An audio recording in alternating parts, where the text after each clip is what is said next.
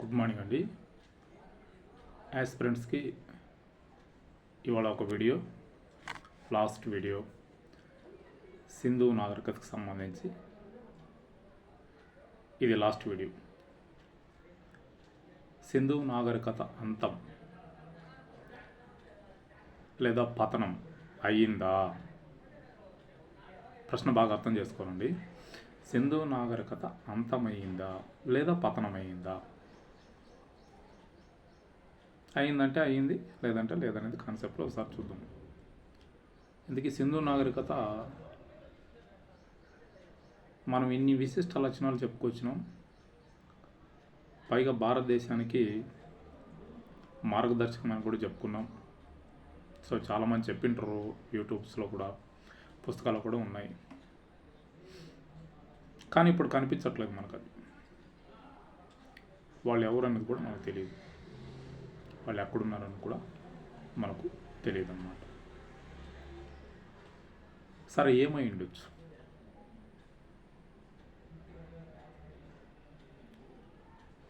RS Sharma ప్రకారం 2000 క్రీస్తుపూర్వం 2500 మరియు 1750 మధ్యన సింధు నాగరికత వర్ధిల్లింది. ఈ మధ్యకాలాన్ని సింధు నాగరికత అంటారు ఆర్ఎస్ శర్మ ప్రకారం. మరి ఈ సింధు నాగరికత అనేక రంగాల్లో భారతీయ ప్రజలకు ముందు ఉండి ఒక మార్గదర్శనం చూపించారు. మరి అలాంటి నాగరికత నిర్మాణ ప్రజలు ఆ నాగరికత పూర్తిగా అంతమైపోయింది.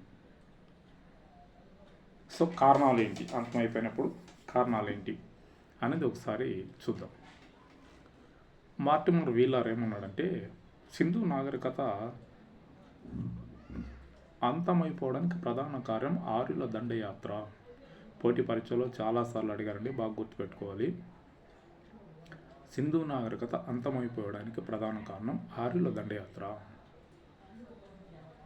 సింధు నాగరికత చివరి భాగంలో ఆర్యులు భారతదేశం మీద దండయాత్ర ఇచ్చారు. ఆ దండయాత్ర వచ్చినప్పుడు ఆర్యులేమో యుద్ధప్రియులు, సింధు ప్రజలేమో శాంతి కాముకులు. బాగా గుర్తుపెట్టుకోవాలండి. ఆర్యులేమో యుద్ధప్రియులు, సింధు ప్రజలేమో శాంతి కాముకులు. అందువలన సింధు నాగరికత ఆర్యుల దండయాత్ర వలన అంతమైంది అని చెప్పి మార్టిమర్ వీలర్ అనే వ్యక్తి వివరించారు. బహుశా ఆర్యులు ఉపయోగించిన యుద్ధ పరికరాలు సింధు ప్రజల కాడ లేదేమో.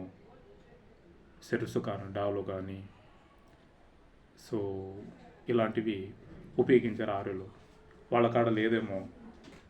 అందుకని సింధు ప్రజలు ఓడిపోయారు, ఇక్కడ చంపబడ్డారు అని. సో అందుకు ఉదాహరణ మనకు మొహంజదారోలో ఒక స్కెల్టన్ మీద, ఒక పుర్రె మీద, మొహంజదారోలో మనకి ఒక పుర్రె మీద ఈ కత్తి గాయపడినట్టు, సో ఇలా నరికినట్టు కత్తి గాయపడినట్టు మనకు బాగా కనిపిస్తుంది. ఒకసారి మనం దాన్ని గుర్తు చేసుకోవాలి. ఇంకేమైనా ఉన్నాయా? ఇవి కాకుండా ఇంకేమైనా ఉన్నాయంటే ప్రకృతి వైపరీత్యాలు ప్రధాన కారణం అని చెప్పి మనం ఈ పాఠ్యభాగంలో బాగా తెలుసుకోవాలండి. ఏంటి ప్రకృతి వైపరీత్యాలు?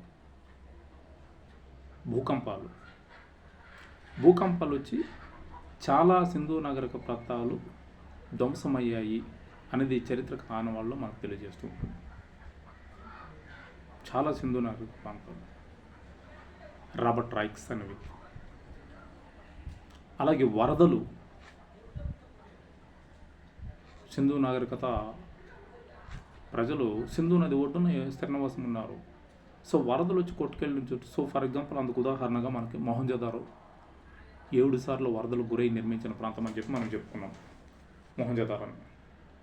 అలాగే చాన్హుదారో వరదలు గురైంది, అందుకని మొహంజదారోని మనం మృతల దిబ్బ అని కూడా లెసన్లో చెప్పుకున్నాం.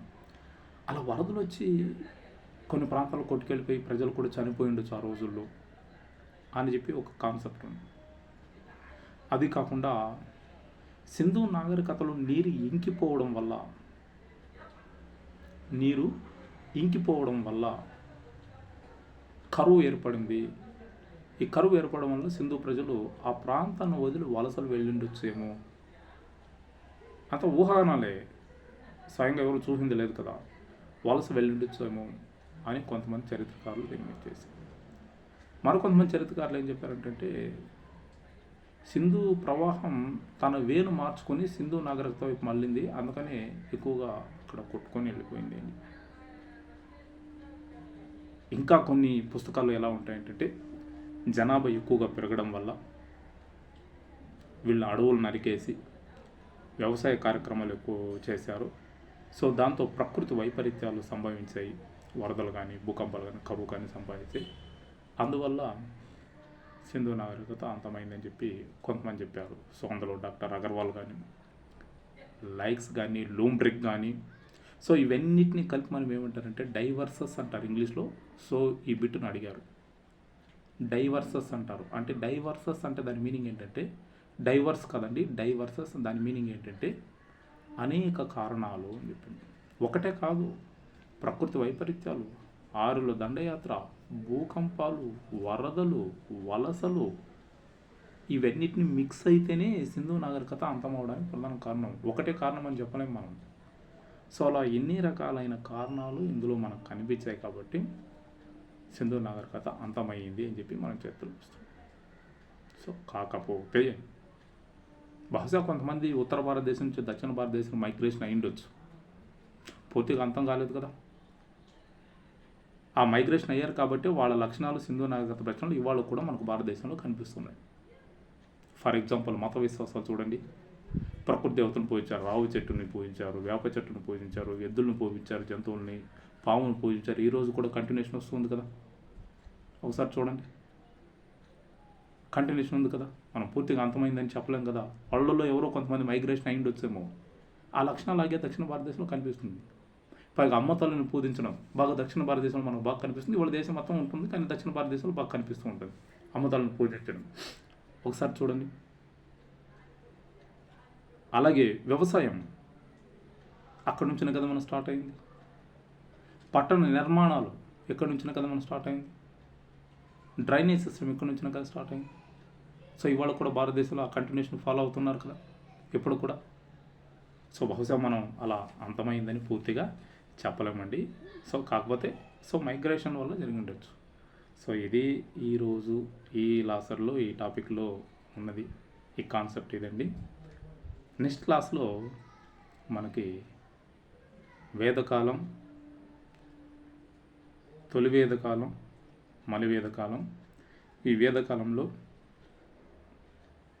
వచ్చిన ఆర్థిక, సాంఘిక, రాజకీయ జీవన విధానం, మలివేద కాలంలో వచ్చిన ఆర్థిక, సాంఘిక, రాజకీయ జీవన విధానాలు, మత వ్యవహారాలు భారతీయ సమాజంలో ఎలా కొత్త మార్పును తీసుకొచ్చాయి.